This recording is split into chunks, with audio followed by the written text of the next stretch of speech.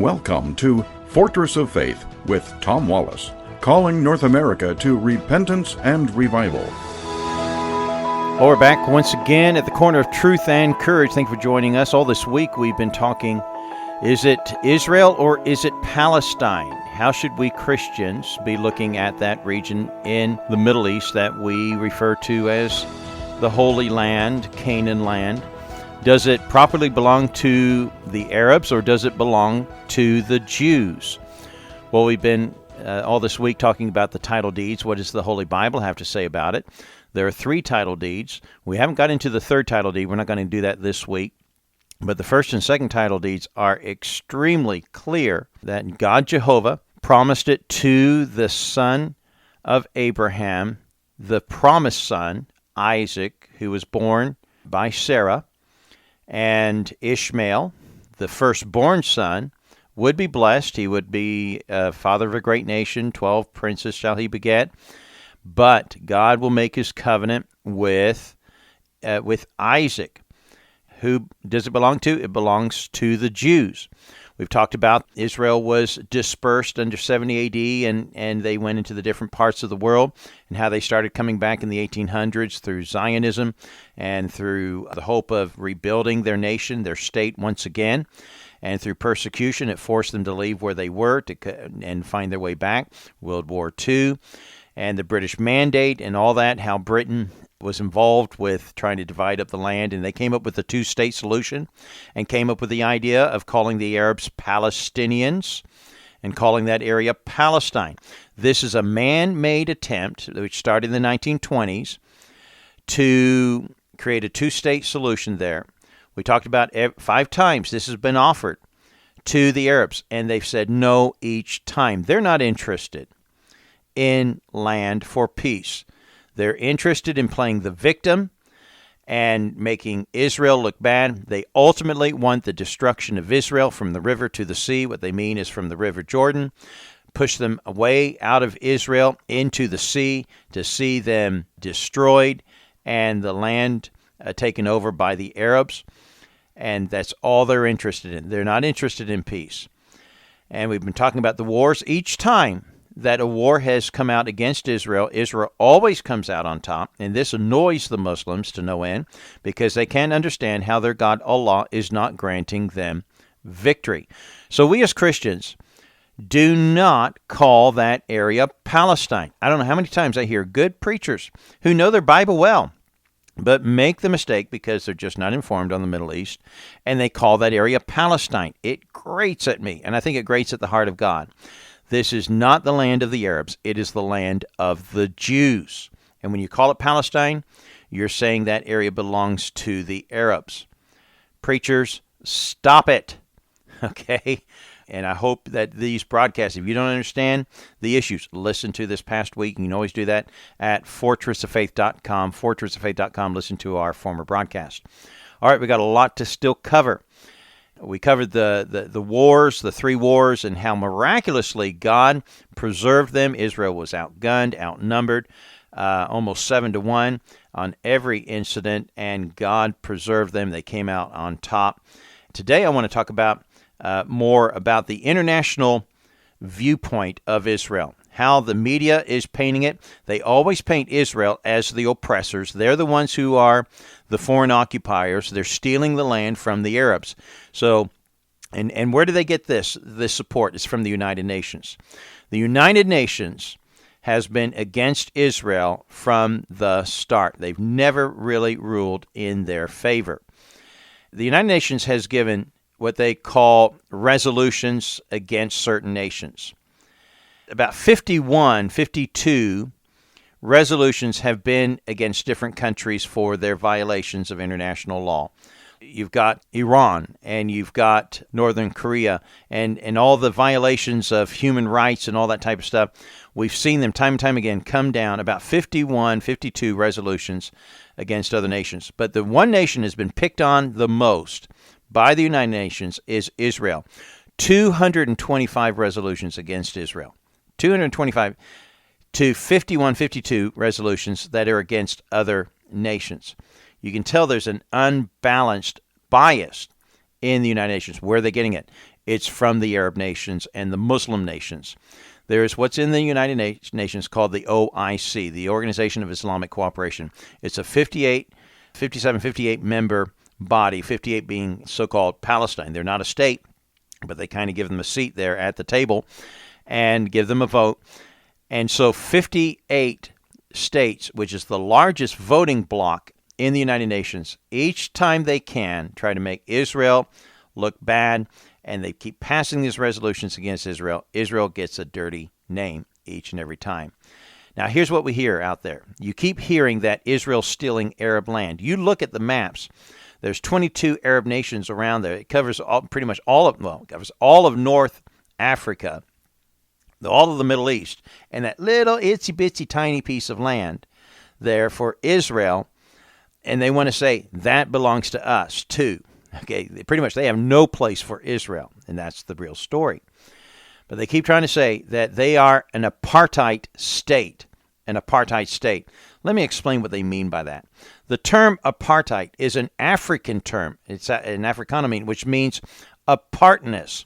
And that was practiced in South Africa. Now, we would use a word here in the United States, segregation, that we're segregating the races. We want the blacks to be in one area and the whites to be on another. They'll put up pictures of the walls that Israel has built around the West Bank and around Gaza, and these tall walls. I mean, they're 20 feet tall, pieces of concrete. You got lookout towers there. Some of these walls stretch for miles. And Arabs have to come into Israel through these checkpoints. These Palestinians have to come in through these checkpoints where you've got military, Israeli military, guarding their land.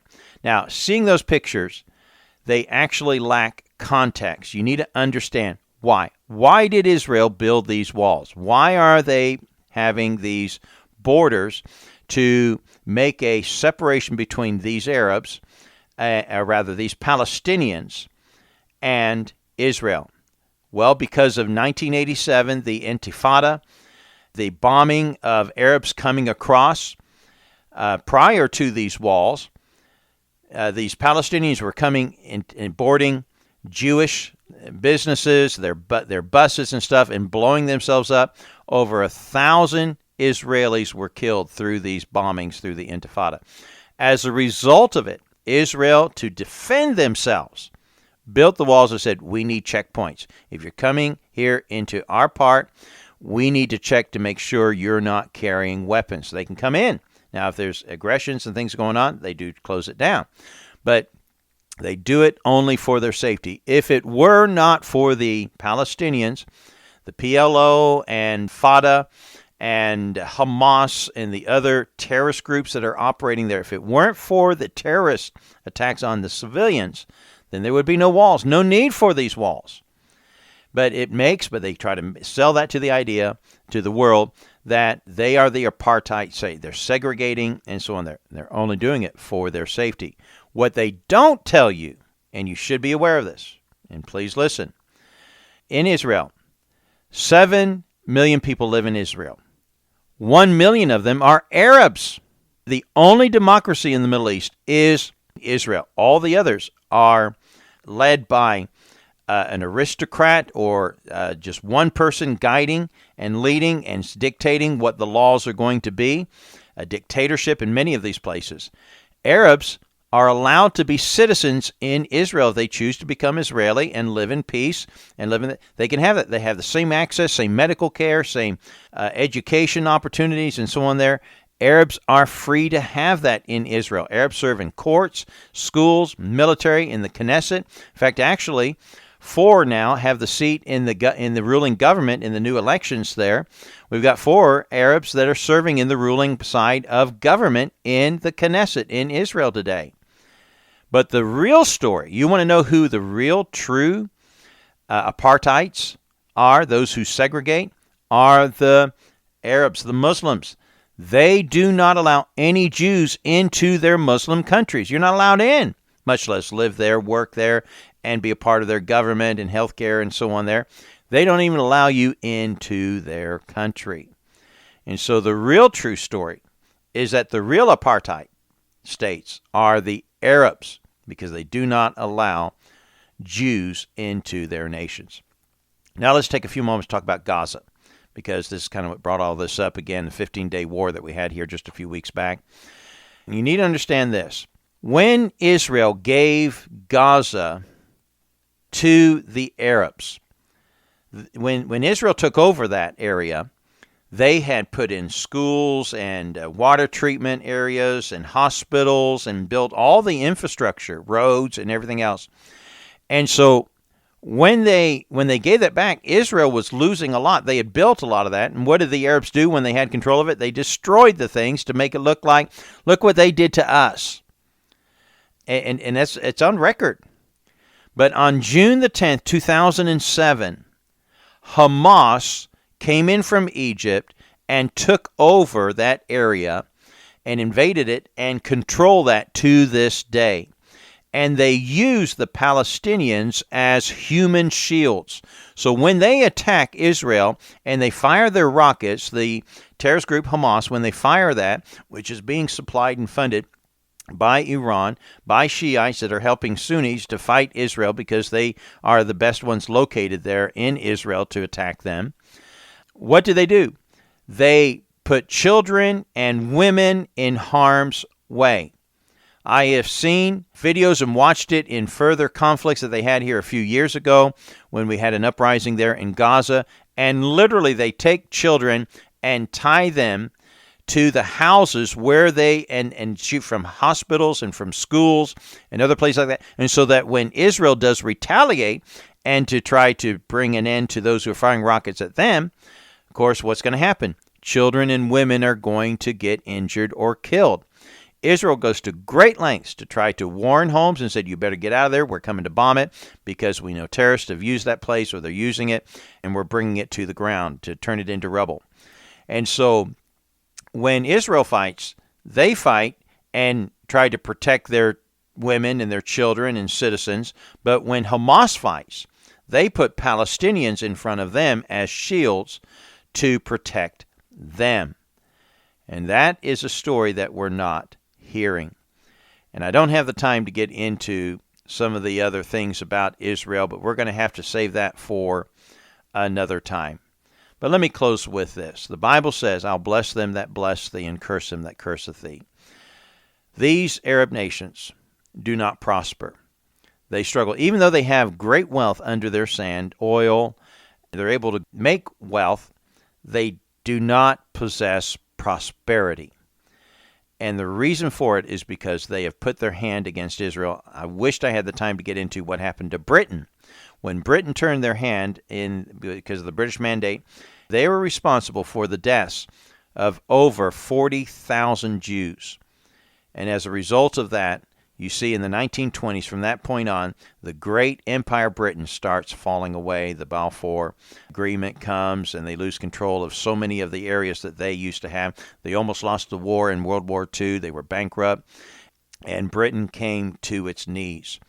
And so there's consequences when you put your hand against Israel. We have in Genesis chapter 12, verse 3, that has guided the American policy to continue to bless Israel. I'll bless them that bless thee. We better remain in the blessing position of Israel if we want to continue to see God's blessing. Well, that's going to be it for today. Join us next week at the corner of truth and courage. God bless you.